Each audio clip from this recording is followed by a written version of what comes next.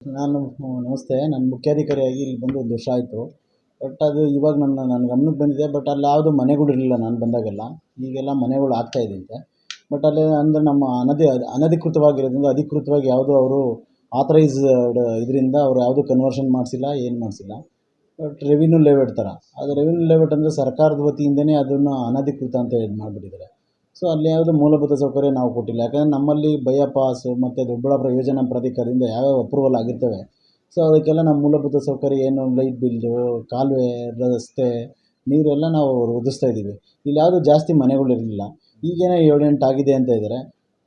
ಅದ್ರ ಬಗ್ಗೆ ನಾನು ನೋಡಿಬಿಟ್ಟು ಅದೇನು ಮಾಡಬೇಕು ಅಂತ ನಾನು ಸರ್ ಏನಾಗುತ್ತೆ ಅಂದರೆ ನೀವು ಅನಧಿಕೃತವಾಗಿ ಕಟ್ತಾ ಇರೋದಕ್ಕೂ ನಾವು 107 ಟ್ಯಾಕ್ಸ್ ಕಟ್ಸ್ಕೊತಾ ಇದ್ದೀವಿ ಕಂದಾಯ. ಅನಧಿಕೃತ ಅಂದರೆ ನಮ್ಮಲ್ಲಿ ನಮ್ಮ ಆ್ಯಕ್ಟಲ್ಲೇ ಇದೆ, KMA ಆ್ಯಕ್ಟಲ್ಲಿ 107 ಈಗ ಅನಧಿಕೃತವಾಗಿ ಕಟ್ಟಡ ಕಟ್ಕೊಂಡಿದ್ರೆ ಅವ್ರಿಗೆ 107 ಅದರ ಡಬಲ್ ಟ್ಯಾಕ್ಸ್ ಫಿಕ್ಸ್ ಮಾಡಿಬಿಟ್ಟು ಟ್ಯಾಕ್ಸ್ ಕಟ್ಸ್ಕೊಳ್ಳಿ ಅಂತ ಹೇಳುತ್ತೆ.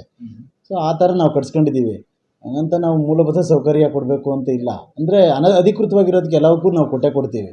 ಅಲ್ಲೇನಂದರೆ ಮನೆಗಳು ಜಾಸ್ತಿ ಇಲ್ಲ ಸರ್, ಅಲ್ಲಿ ಜನಗಳು ಜಾಸ್ತಿ ಇಲ್ಲ. ಅಲ್ಲೊಂದು ಮನೆ ಈಗೇನೋ 7-8 ಆಗಿದೆ ಅಂತ ತಾವು ಹೇಳ್ತಿದ್ದೀರಿ.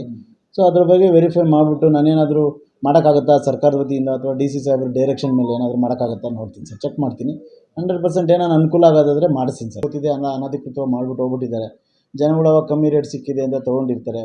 ಬಟ್ ಅನಧಿಕೃತ ಅಂತ ಅವ್ರಿಗೇನು ಗೊತ್ತಾಗಿರಲ್ಲ, ತೊಗೊಂಡಿರ್ತಾರೆ ಸರ್. ಅದನ್ನು ನಾವೇನಾದರೂ ಇವಾಗ ಮಾಡಬೇಕು ಅಂದರೆ ನಾವು DC ಸಾಹೇಬ್ರ ಡೈರೆಕ್ಷನ್ ತೊಗೊಂಡು ಸರ್ ಹಿಂಗಿದೆ ಲೇಔಟು ಅಂತ ಅವ್ರ ಗಮನಕ್ಕೆ ತಂದು ಅವ್ರ ಡೈರೆಕ್ಷನ್ ಮೇಲೆ ಏನಾದರೂ ಮಾಡೋಕ್ಕೆ ಪ್ರಯತ್ನ ಪಡ್ತೀವಿ ಸರ್ ನಾವು. ಅಂದರೆ ನಿಮ್ಮ ಅವಧಿಯಲ್ಲಿ ಯಾವುದೇ ರೀತಿ ಖಾತೆಗಳು ಮಾಡ್ಕೊಂಡು ಇಲ್ಲ ಸರ್, ನಾವು ಯಾವುದೂ ಮಾಡಿಲ್ಲ. ಅದಕ್ಕೆ ಮಾಡೋಕ್ಕೂ ಬರಲ್ಲ ಸರ್ ನಮ್ಮಲ್ಲಿ. ಅದಕ್ಕೆ ಪ್ರಾವಿಷನ್ ಇಲ್ಲ. ಇಲ್ಲಿಗಲ್ಲಿ ನಾವು ಯಾವುದೂ ಮಾಡೋಕ್ಕೆ ಬರಲ್ಲ. ನಮ್ಮಲ್ಲಿ ಅದೊಂದು ಸರ್ಕ್ಯುಲರ್ ಇದೆ, ಸರ್ಕಾರ ಸರ್ಕ್ಯುಲರು. ಆ್ಯಸ್ ಪರ್ ಸರ್ಕ್ಯುಲರ್ ಪ್ರಕಾರ ನಾವು ಮಾಡ್ತೀವಿ ಸರ್ ಅಷ್ಟೇ. ಫರ್ದರ್ ಆ್ಯಕ್ಷನ್ ಏನು ತಗೊಳ್ಬೋದು ಸರ್ ಅದೇ DC ಸಾಹೇಬ್ರ ಡೈರೆಕ್ಷನ್ ತೊಗೊಂಡು ಈ ಥರ ಇದೆ ಸರ್ ಅಂತ ಅವ್ರ ಗಮನಕ್ಕೆ ತಂದು DC ಸಾಹೇಬರು ಮತ್ತು ನಮ್ಮ PD ಮೇಡಮ್ ಇದ್ದಾರೆ, ಶಾಲಿನಿ ಮೇಡಮ್ ಅಂತ.